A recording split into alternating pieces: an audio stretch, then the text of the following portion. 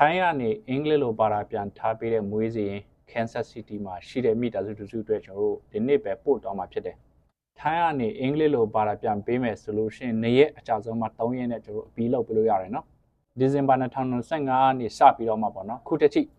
တော်တော်များများကလေး passport လျှောက်ကြတယ်။များတော့အဖြစ်ကျွန်တော်မြန်မာတိုင်းသားတွေဘာအခက်ကြုံရလဲဆိုတော့သူတို့မှာကင်ထားရှိထားတဲ့မွေးစီရင်ကမြန်မာလိုပဲဖြစ်နေတယ်ဒါမှမဟုတ်ရင်ထိုင်းလိုပဲဖြစ်နေတယ်အင်္ဂလိပ်လိုမပါဘူးဆိုလို့ရှိရင် passport ရုံးပဲဖြစ်စေ USCIS ရုံးပဲဖြစ်စေကျောင်းပဲဖြစ်စေပေါ့နော်ဘယ်နေရာပဲဖြစ်စေသူတို့လက်မခံဘူးအဲကြောင့်မလို့အင်္ဂလိပ်ဘာသာလိုမဟုတ်တဲ့အခြားတိုင်းသားဘာသာလိုနဲ့ရေးထားတဲ့မွေးစီရင်ကိုလူချင်းမျိုးတို့အကြံပေးချင်တာကအများဆုံးဘာသာပြန်ထားပါဒါမှလိုတဲ့အချိန်မှာကျွန်တော်တို့ထုတ်တုံးလို့ရတာပေါ့နော်ကျွန်တော်ရှားတော့ကြတဲ့အဖွဲ့အစည်းကနေမြန်မာကနေအင်္ဂလိပ်လိုပဲဖြစ်စေထိုင်းကနေအင်္ဂလိပ်လိုပဲဖြစ်စေ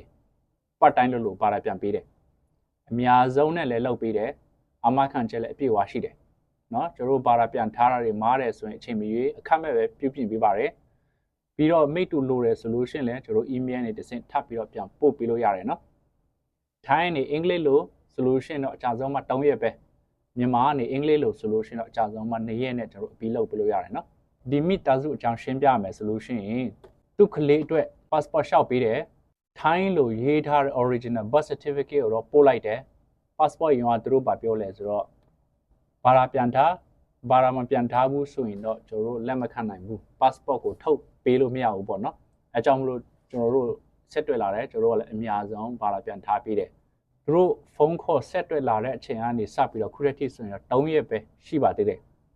ဘာသာပြန်ပြီးသွားပြီနော်ဒီနေ့ပဲမိသားစုစီပို့သွားမယ်ဆိုရင်နောက်ထပ်3ရက်လောက်ဆိုရင်တော့သူတို့စီရောက်မှာဖြစ်တယ်